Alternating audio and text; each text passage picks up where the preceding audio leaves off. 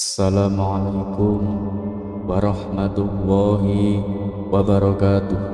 Semoga kebaikan selalu terlimpah untuk kita semua. Amin, amin, ya Rabbal Alamin. Suatu hari, Baginda Raja sedang memperhatikan ayam betinanya yang sedang bertelur. Senyum kegirangan pun terukir di wajahnya. Tiba-tiba ia mendapatkan sebuah ide dan segera memerintahkan pengawal kerajaan untuk mengumumkan sayembara bagi seluruh rakyat. Sayembara ini tampaknya sederhana, tetapi memerlukan jawaban yang logis dan masuk akal. Pertanyaannya adalah, dahulu mana, telur atau ayam? Baginda menjanjikan sebuah hadiah yang sangat menggiurkan, satu pundi emas bagi siapapun yang dapat menjawabnya dengan benar. Namun ada konsekuensi berat bagi yang gagal menjawab atau tidak mampu memberikan sanggahan yang tepat terhadap pertanyaan lanjutan dari Baginda Raja. Mereka akan dijebloskan ke dalam penjara. Mendengar hadiah yang besar, banyak rakyat yang tertarik untuk ikut serta, terutama dari kalangan orang miskin. Namun setelah mempertimbangkan hukuman yang berat, hanya 4 orang yang berani maju sebagai peserta. Salah satunya tentu adalah Abu Nawas. Di hari yang telah ditentukan, keempat peserta berdiri di hadapan panggung. Baginda Raja duduk di singgasana siap untuk mengajukan pertanyaan. Peserta pertama, Baginda Raja bertanya, manakah yang lebih dulu, telur atau ayam? Peserta pertama menjawab dengan penuh keyakinan, tentu saja telur, Baginda. Apa alasanmu? Tanya Baginda. Ampun Paduka, jika ayam lebih dulu, itu tidak mungkin, karena ayam berasal dari telur, jelas peserta pertama. Baginda tersenyum lalu bertanya, kalau begitu, siapa yang mengerami telur pertama itu hingga menetas? Peserta pertama pun terdiam, wajahnya seketika pucat pasif, tidak mampu menjawab sanggahan dari Baginda. Tanpa ampun, ia pun dijebloskan ke dalam penjara. Peserta kedua, Baginda bertanya, manakah yang lebih dulu, telur atau ayam? Ampun Paduka, menurut hamba, telur dan ayam tercipta dalam waktu yang bersamaan. Jawab peserta kedua. Bagaimana bisa bersamaan? Tanya Baginda Raja. Bila ayam lebih dulu, itu tidak mungkin, karena ayam berasal dari telur. Tetapi jika telur lebih dulu, itu juga tidak mungkin, karena telur tidak bisa menetas tanpa dierami, jelas peserta kedua. Baginda pun tersenyum lalu berkata, bukankah ayam betina bisa bertelur tanpa ayam jantan? Peserta kedua bingung dan akhirnya tak bisa memberikan sanggahan yang tepat. Ia pun dijebloskan ke dalam penjara. Ini giliran peserta ketiga. Manakah yang lebih dulu, telur atau ayam? Tanya Baginda Raja. Ampun Baginda, menurut hamba ayam tercipta lebih dulu daripada telur. Jawab peserta ketiga dengan yakin. Sebutkan alasanmu, kata Baginda. Yang pertama tercipta adalah ayam betina, Baginda. Jawab peserta ketiga meyakinkan. Baginda tersenyum dan kembali bertanya, lalu bagaimana ayam betina bisa bertelur jika ayam jantan tidak ada? Peserta ketiga menjelaskan, ayam betina bisa bertelur tanpa ayam jantan, Paduka. Telurnya dierami sendiri hingga menetas. Lalu anak ayam yang menetas bisa menjadi ayam jantan dewasa, kemudian mengawini induknya sendiri. Baginda menggeleng-gelengkan kepala. Bagaimana jika ayam betina mati sebelum ayam jantan cukup dewasa? Peserta ketiga pun terdiam. Ia tak mampu memberikan jawaban yang masuk akal. Akhirnya ia pun dijebloskan ke dalam penjara seperti peserta-peserta sebelumnya. Sekarang giliran Abu Nawas. Dengan pertanyaan yang sama, manakah yang lebih dulu, telur atau ayam? Dengan santai Abu Nawas menjawab, Yang pasti telur lebih dulu Paduka, baru kemudian ayam. Baginda penasaran dan berkata, "Coba terangkan alasanmu secara logis." Dengan tersenyum Abu Nawas menjawab, "Ayam bisa mengenali telur, sedangkan sebaliknya telur tidak bisa mengenali ayam." Baginda pun terdiam, mengerutkan kening, memikirkan jawaban Abu Nawas. Jawaban itu memang terdengar sederhana, tetapi tidak bisa disanggah. Kali ini Baginda tak mampu memberikan sanggahan untuk membantah jawaban Abu Nawas. Dengan penuh kekaguman, Baginda menyerahkan hadiah 1 pundi emas kepada Abu Nawas. Sambil tersenyum, Abu Nawas pun pulang membawa hadiah tersebut, menggenggam telur dengan penuh kemenangan. Begitulah cerita kali ini sahabat, dan wassalamualaikum warahmatullahi wabarakatuh. Kisah selanjutnya. Syair Abu Nawas di akhir hayatnya. Ketika Abu Nawas meninggal dunia, Imam Syafi'i awalnya tak mau mensolati jenazahnya. Namun, saat jenazah Abu Nawas hendak dimandikan, ditemukan secarik kertas di kantong bajunya yang berisi syair ini. "Wahai Tuhanku, dosa-dosaku terlalu besar dan banyak, tapi aku tahu bahwa ampunanmu lebih besar. Jika hanya orang baik yang boleh berharap kepadamu, lalu kepada siapa para pelaku maksiat akan berlindung dan memohon ampunan? Aku berdoa kepadamu sebagaimana engkau perintahkan dengan segala kerendahan. Jika engkau tampik tanganku, lantas siapa yang memiliki kasih sayang? Hanya harapan yang ada padaku ketika aku berhubungan denganmu dan keindahan ampunanmu. Ku pasrah setelah ini." Setelah membaca syair tersebut, Imam Syafi'i menangis sejadi-jadinya dan langsung mensolati jenazah Abu Nawas. Kisah selanjutnya. Kisah Abu Nawas dan pencuri. Suatu hari, kota Baghdad digemparkan oleh kasus pencurian yang terjadi hampir setiap malam. Warga hidup dalam ketakutan, menjaga rumah mereka dengan waspada. Berbeda dengan Abu Nawas, ia terlihat santai dan sama sekali tidak khawatir. Saat berkumpul di warung bersama teman-temannya, salah satu temannya bertanya, "Hei Abu Nawas, apakah kamu tidak takut rumahmu kemalingan? Kudengar pencuri ini sangat ahli." Abu Nawas pun tersenyum dan menjawab santai, "Buat apa takut? Mana ada pencuri yang berani datang ke rumahku." Teman-temannya pun penasaran, "Jadi kamu tidak pernah menjaga di malam hari?" "Untuk apa begadang?" jawab Abu Nawas. Malam itu seorang pencuri yang kebetulan mendengar percakapan mereka memutuskan untuk membuktikan sendiri. Dengan keahliannya, ia berhasil membongkar pintu rumah Abu Nawas. Sambil mengendap-endap, ia mulai mengacak-acak isi rumah. Namun, meskipun sudah membongkar sana-sini, ia tidak menemukan barang berharga. Tiba-tiba pundaknya ditepuk oleh seseorang. "Sudah ketemu barang berharga?" tanya suara di belakangnya. Si pencuri terkejut. "Siapa kamu?" "Sama sepertimu. Aku juga sedang mencari barang berharga," jawab Abu Nawas dengan santai. Pencuri yang tidak menyadari bahwa itu adalah Abu Nawas malah berkata, "Ya sudah, ayo kita cari bersama." Mereka pun terus mencari hingga menjelang subuh, tetapi tidak menemukan apapun. Si pencuri pun menghela nafas dan berkata, "Hei kawan, kita sudahi saja.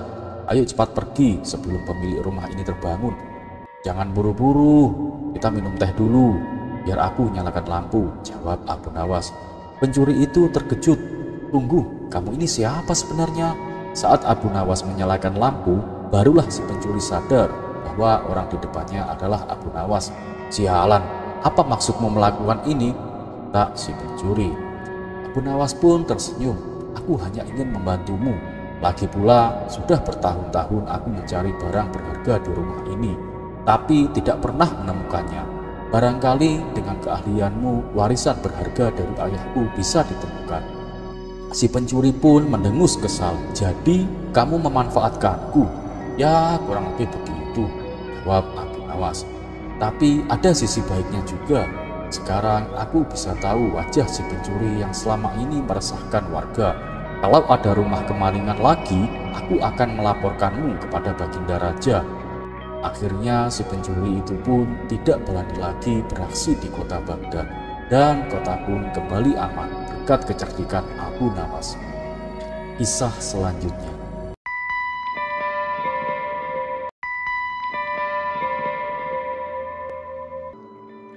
Suatu hari, Baginda Raja memberikan tugas baru kepada Abu Nawas.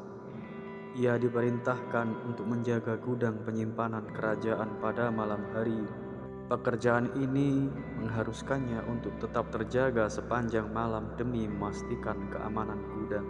Pada awalnya, Abu Nawas ragu untuk menerima tugas ini karena ia terbiasa tidur di malam hari dan menjalani aktivitas di siang hari. Namun, ketika raja menjanjikan bayaran yang besar, Abu Nawas pun setuju untuk menjalankan tugas tersebut. Sejak saat itu, setiap malam ia berjaga di gudang, dan akibatnya pada pagi hari ia tidak lagi pergi ke hutan seperti biasanya. Tetangganya yang biasa pergi bersamanya ke hutan mulai menyadari perubahan ini. Ia melihat bahwa Abu Nawas seringkali bangun kesiangan, tidak lagi berangkat ke hutan seperti dulu. Tetangganya merasa khawatir bahwa kebiasaan baru ini akan membawa dampak buruk bagi Abu Nawas. Suatu pagi, tetangga tersebut datang menemui Abu Nawas untuk memberinya nasihat. Dengan nada yang serius ia berkata, "Wahai Abu Nawas, tahukah engkau bahwa sebaiknya kita bangun sepagi mungkin?" Abu Nawas yang masih mengantuk pun bertanya, "Kenapa memangnya?" Tetangganya tersenyum dan berkata, "Seperti kata pepatah, orang yang bangun kesiangan rizkinya bakal dipatok ayam."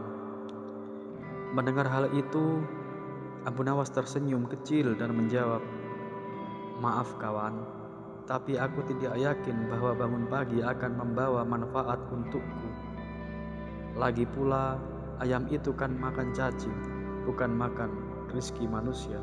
Tetangganya menghela nafas panjang dan berkata, "Ah, Abu Nawas, kamu selalu punya jawaban untuk segala hal. Tapi, izinkan aku bercerita. Beberapa hari yang lalu aku terbangun pagi-pagi dan berjalan ke suatu tempat. Di sana, aku menemukan sebuah cincin emas yang tergeletak di tanah. Aku yakin cincin itu jatuh pada malam sebelumnya. Coba kalau aku tidak bangun pagi-pagi, tentu aku tidak akan mendapatkan rizki berupa cincin emas itu." Abu Nawas tertawa kecil mendengar cerita itu. Dengan tenang ia berkata, "Kawan, aku rasa kamu hanya mengada-ngada. Tadi malam aku berada di jalan yang sama dan aku tidak melihat ada cincin emas di sana." Tetangganya tetap bersikeras, "Baiklah, mungkin kamu tidak melihatnya. Tapi menurutku, ini ada hubungannya dengan bangun pagi. Jika aku tidak bangun lebih awal, aku pasti tidak akan menemukannya." Abu Nawas tersenyum dan menggelengkan kepalanya sebelum berkata, "Coba pikir baik-baik. Orang kehilangan cincin emas itu pasti bangun jauh lebih pagi darimu untuk mencarinya." Mendengar jawaban Abu Nawas yang begitu logis, tetangganya hanya bisa terdiam. Ia tidak dapat membantah perkataan Abu Nawas. Setelah beberapa saat, ia memilih untuk pergi tanpa berkata apa-apa lagi. Sementara Abu Nawas tetap tersenyum puas. Dan begitulah sahabat kisah kali ini. Tetap lakukan yang terbaik untuk hari ini, karena setiap langkah kecil yang kau ambil akan membawamu lebih dekat pada impianmu. Jangan takut gagal, karena kegagalan hanyalah bagian dari proses menuju keberhasilan. Tetap semangat, tetap berusaha, dan jangan pernah berhenti belajar. Ingat, hari ini adalah kesempatan baru untuk menjadi lebih baik daripada hari kemarin. Fokus pada apa yang bisa kamu kendalikan. Berikan yang terbaik dan percayalah bahwa usaha tidak akan pernah mengkhianati hasil. Tetap melangkah, tetap berjuang, dan jadilah versi terbaik dari dirimu sendiri. Sekian dari saya, dan wassalamualaikum warahmatullahi wabarakatuh. Kisah selanjutnya. Pada suatu hari, di pasar kota Baghdad terdapat seorang pria sombong yang selalu menghujat Allah dengan lantang. Ia sering berteriak di tengah kerumunan, "Jika Allah memang ada, tunjukkan kepadaku. Aku tidak takut, karena aku bisa melakukan apa saja." Orang-orang yang mendengar ucapannya hanya bisa terdiam. Mereka takut untuk menegurnya, karena pria itu terkenal angkuh dan kasar. Namun, kehadiran Abu Nawas di tempat itu mengubah suasana. Abu Nawas berjalan mendekati pria sombong itu dan bertanya dengan santai, "Wahai tuan yang gagah berani, benarkah Anda tidak takut kepada siapapun termasuk kepada Tuhan?"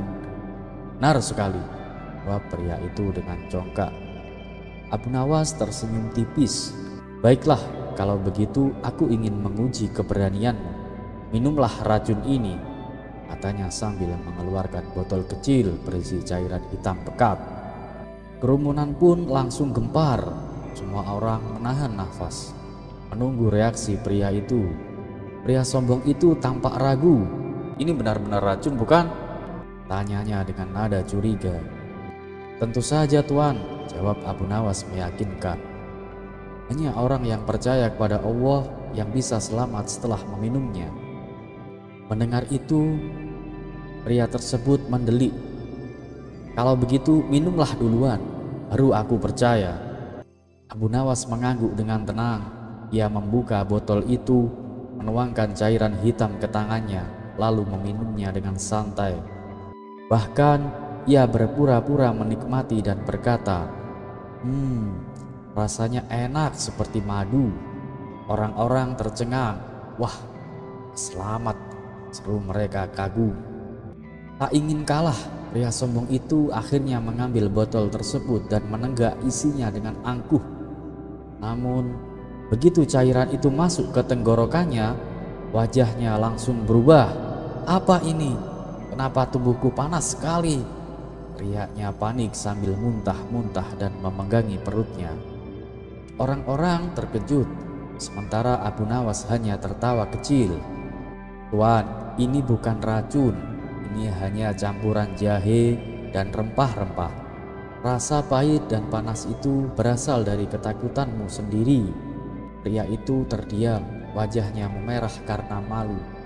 Dengan suara bergetar, ia berkata, "Aku salah, aku tidak seharusnya menghujat Allah. Ampunilah aku." Abu Nawas tersenyum penuh kemenangan. "Semoga kejadian ini bisa menjadi pelajaran bagimu bahwa kekuatan manusia tidak ada apa-apanya dibandingkan dengan kekuatan Tuhan." Baginda Raja Harun al-Rasyid yang menyaksikan dari kejauhan merasa kagum. Akhirnya pria sombong itu pergi dari alun-alun dengan kepala tertunduk, menjadi bahan tertawaan banyak orang. Kisah selanjutnya. Apa yang lebih jahat dari setan?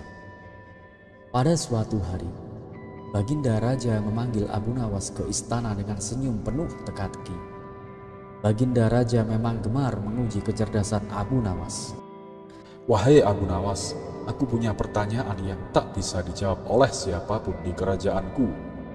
Jika kau berhasil menjawabnya, kau akan mendapatkan hadiah emas. Namun, jika gagal, kau harus membersihkan kandang kuda selama sebulan penuh," kata Baginda. Abu Nawas tersenyum. Ia tahu pertanyaan dari Baginda Raja pasti rumit dan menjebak, tetapi ia tetap percaya diri. "Baiklah Paduka, apa pertanyaan itu?" Baginda Raja mendekat dan bertanya, "Apa yang lebih jahat daripada setan dan iblis?" Abu Nawas terdiam sejenak. Jika ia menjawab dengan sembarangan, jawabannya tidak akan diterima oleh Baginda Raja. Maka ia berkata, "Paduka yang mulia, pertanyaan ini sangat besar dan membutuhkan pemikiran yang mendalam. Mohon beri hamba waktu 3 hari untuk mencari jawabannya." Baginda Raja tersenyum licik. "Baiklah, tapi ingat, jawabanmu harus memuaskanku." Hari pertama, Abu Nawas pergi ke pasar untuk mengamati tingkah laku orang-orang. ia melihat seorang pedagang yang mencurangi timbangannya agar mendapatkan keuntungan yang lebih besar. Mungkin ini lebih jahat daripada setan, pikir Abu Nawas. Hari kedua, ia melihat seorang pejabat yang menindas rakyat kecil, memaksa seorang petani membayar pajak lebih tinggi dengan ancaman menyita tanahnya. Ini lebih jahat lagi, umam Abu Nawas. Namun ia masih merasa ada sesuatu yang lebih jahat. Maka ia menemui seorang alim ulama dan bertanya, "Apa yang lebih jahat daripada setan?" Sang alim tersenyum dan berkata, "Setan memang musuh yang nyata, tetapi mereka hanya bisa menggoda. Manusia bisa lebih jahat ketika mereka mengikuti hawa nafsu tanpa kendali. Dengan akalnya, manusia bisa menipu, menyurangi, dan menindas orang lain. Itulah kejahatan yang sesungguhnya." Mendengar itu, Abu Nawas merasa tercerahkan. Pada hari ketiga, ia kembali ke istana. Baginda Raja menatapnya penuh rasa ingin tahu. "Jadi, Abu Nawas, apa jawabanmu?" Abu Nawas membungkuk dengan hormat dan menjawab, "Paduka yang mulia, yang lebih jahat daripada setan adalah manusia yang menggunakan akalnya untuk berbuat kejahatan." Baginda mengernyitkan dahi lalu berkata, "Jelaskan, apa maksudmu Abu Nawas?" Abu Nawas melanjutkan, "Setan hanya menggoda, tapi manusia memiliki akal yang bisa membedakan baik dan buruk. Ketika manusia sengaja menggunakan akalnya untuk mencurangi orang lain, menindas yang lemah, atau merusak dunia demi kepentingannya sendiri, maka manusia lebih jahat daripada setan. Sebab setan hanyalah menggoda, tetapi manusialah pelaku kejahatan sejati." Baginda Raja terdiam. Ia merenungkan kata-kata Abu Nawas. "Luar biasa.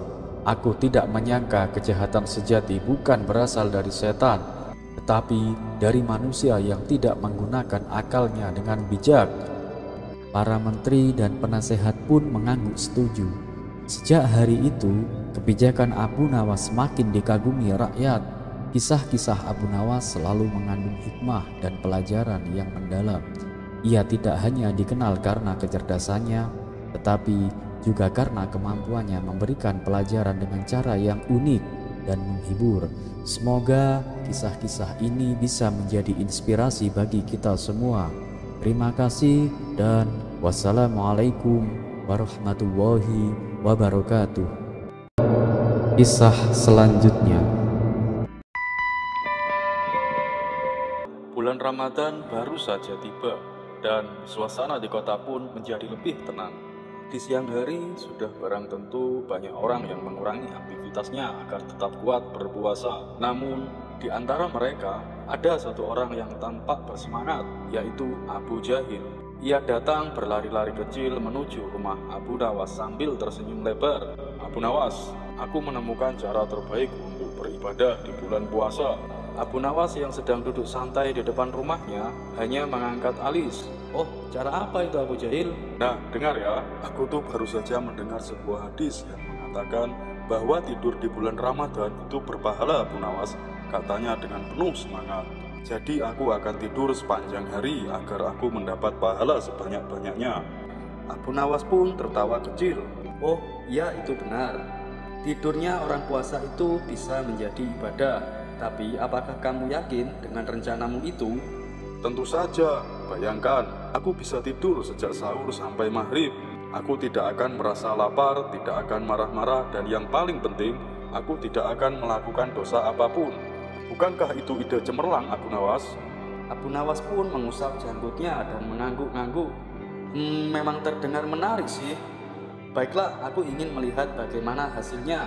Kamu coba saja tidur sepanjang hari." Mendengar persetujuan Abu Nawas, Abu Jahil pun langsung pulang dengan hati yang riang. Keesokan harinya, sejak selesai sahur, ia langsung merebahkan diri dan tidur. Ia bangun sebentar untuk sholat subuh, lalu kembali tidur. Begitu terus hingga azan maghrib berkumandang. Dan malamnya ia pun datang lagi untuk menemui Abu Nawas dengan wajah yang penuh kemenangan. Abu Nawas, rencanaku berhasil. Aku tidur sepanjang hari dan sekarang aku merasa segar. Aku juga tidak merasa lapar sedikit pun, Abu Nawas. Abu Nawas pun tersenyum tipis. Wah, bagus dong. Jadi kamu akan melakukannya ini selama bulan Ramadan? Oh, tentu saja. Aku kan tidak perlu repot-repot merasa lapar dan haus. Abu Nawas pun mengangguk. Baiklah, mari kita lihat dalam beberapa hari ke depan. Hari demi hari pun berlalu. Abu Jahil tetap menjalankan strateginya. Tidur sepanjang hari dan hanya bangun saat berbuka dan sahur. Tapi setelah 1 minggu, ia pun kembali menemui Abu Nawas dengan wajah yang sedikit kusut. Abu Nawas, aku merasa ada yang tidak beres, katanya lesu. Abu Nawas pun tersenyum. Apa yang terjadi, Abu Jahil? Iya sih, aku memang tidak merasa lapar. Tapi, aku juga merasa tidak mendapatkan apa-apa dari bulan Ramadan. Tidak ada kebahagiaan, tidak juga bersemangat.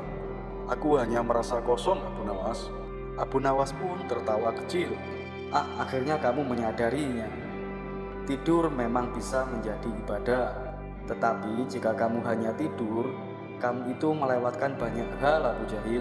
Ramadan itu bukan hanya tentang menahan lapar dan haus, tetapi juga tentang meningkatkan ibadah, membaca Al-Quran, bersedekah, dan membantu sesama. Jika kamu hanya tidur, apa bedanya Ramadan dengan bulan lainnya? Abu Jahil pun terdiam. Tapi, bukankah aku juga tidak melakukan dosa? Oh iya, tidak melakukan dosa itu memang baik. Tapi, tidak melakukan kebaikan juga bukan hal yang baik, kata Abu Nawas. Kebaikan di bulan Ramadan itu dilipat gandakan pahalanya, Abu Jahil. Bukankah lebih baik kita mengisi waktu dengan ibadah, membantu orang lain, dan melakukan hal-hal yang bermanfaat? Abu Jahil pun menggaruk kepalanya. Jadi maksudmu aku harus tetap bangun dan beribadah? Abu Nawas pun mengangguk. Tidurlah secukupnya, tapi jangan jadikan tidur itu sebagai alasan untuk melewatkan kesempatan berbuat baik di bulan Ramadan yang penuh berkah ini, Abu Jahil. Dan akhirnya Abu Jahil pun sadar. Sejak hari itu ia tidak lagi tidur sepanjang hari.